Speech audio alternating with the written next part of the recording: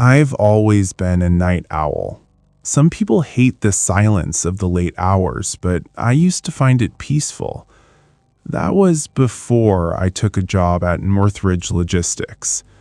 It was 2019 and I was 22, looking for anything that paid more than minimum wage and didn't require me to talk to people.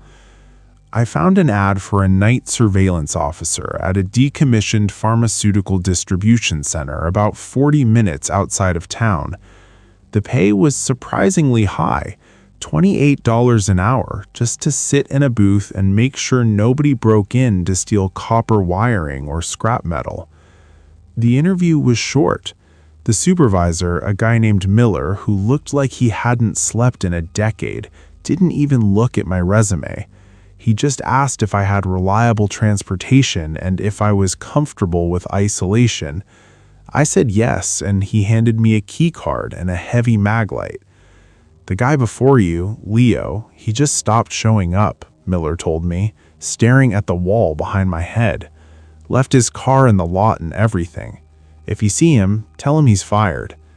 I laughed, thinking it was a joke. Miller didn't. My first night was a Monday. The facility was massive, a sprawling, windowless concrete slab surrounded by a rusted chain-link fence. Inside, it was a liminal space nightmare.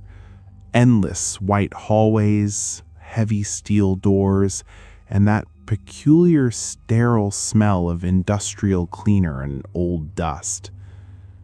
The security office was a small, cramped room near the main entrance. It had a desk, a swivel chair, and a wall of 16 flickering monitors. The resolution on the cameras was terrible, grainy black and white feeds that made everything look like it was underwater. For the first few hours, it was boring. I sat there, scrolling through my phone, listening to the hum of the fluorescent lights and the occasional groan of the building's HVAC system. At 2 a.m., I had to do my first perimeter walk. I remember the sound of my boots echoing on the polished concrete. It was so loud it felt like I was announcing my location to the entire world. I finished the walk, saw nothing but empty crates and shadows, and went back to the booth.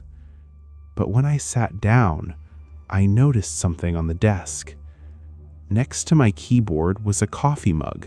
It was ceramic with a faded logo of a local diner. It wasn't mine. I hadn't seen it when I arrived. I looked inside.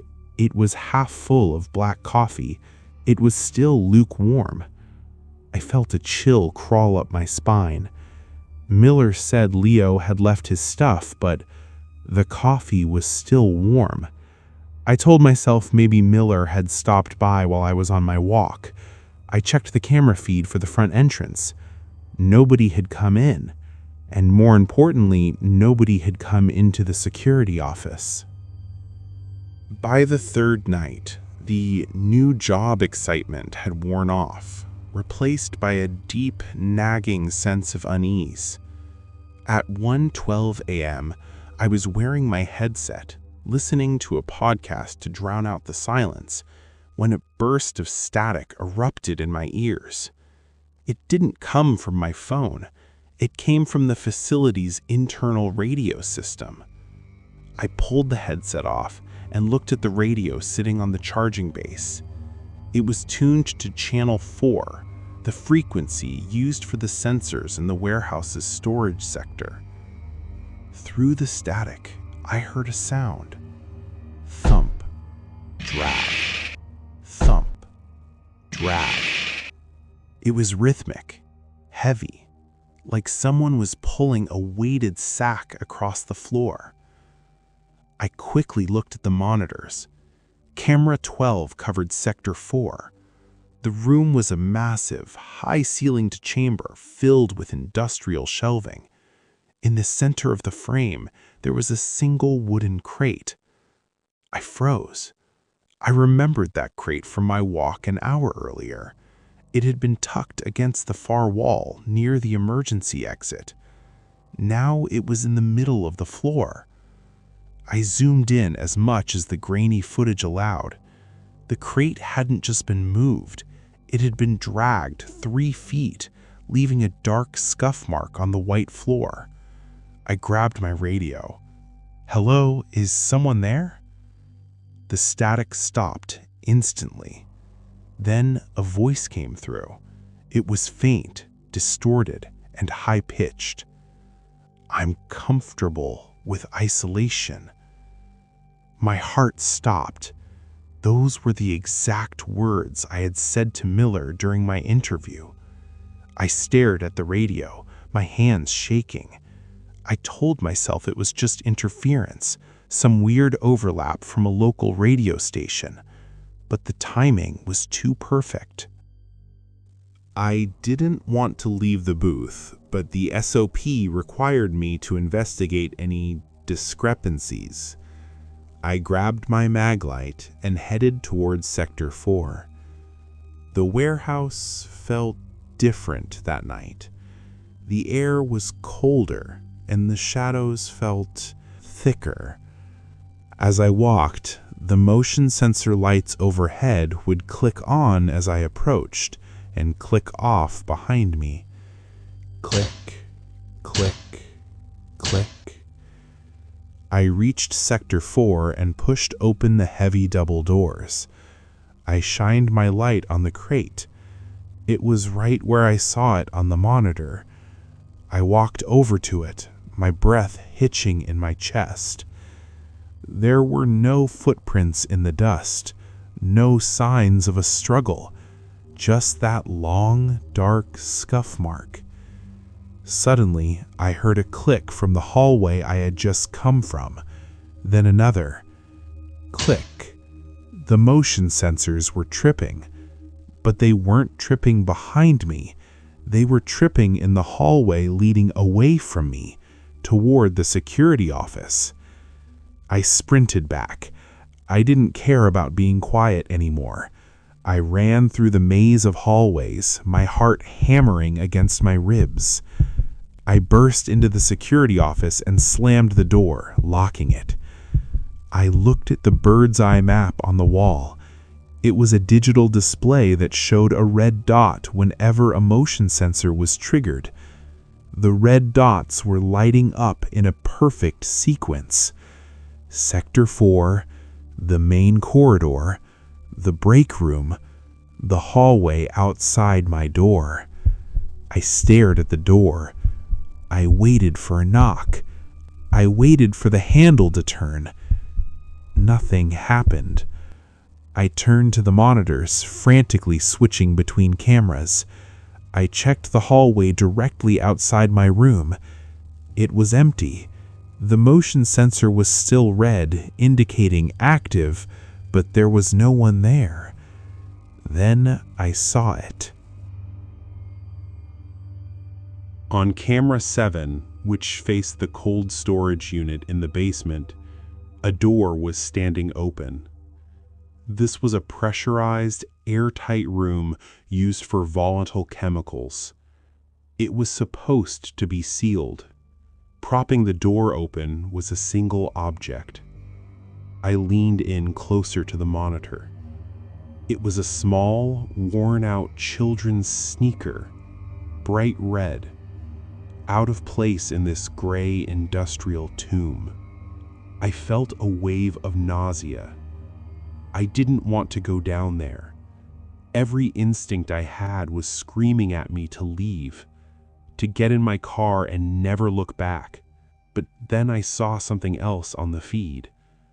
Inside the cold storage room, a hand reached out from the darkness. It gripped the edge of the heavy steel door. It wasn't a monster's hand. It was wearing a high-visibility security glove, exactly like the ones I was wearing. I didn't go to the basement.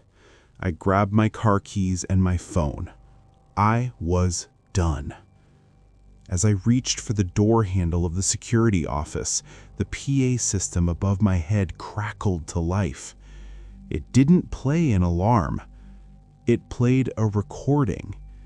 It was the sound of me from 10 minutes ago, breathing heavily as I ran back to the office. The sound of my own panicked gasps filled the small room. And then the recording changed. "Leo?" a voice whispered over the speakers. It was my voice, but it wasn't me speaking.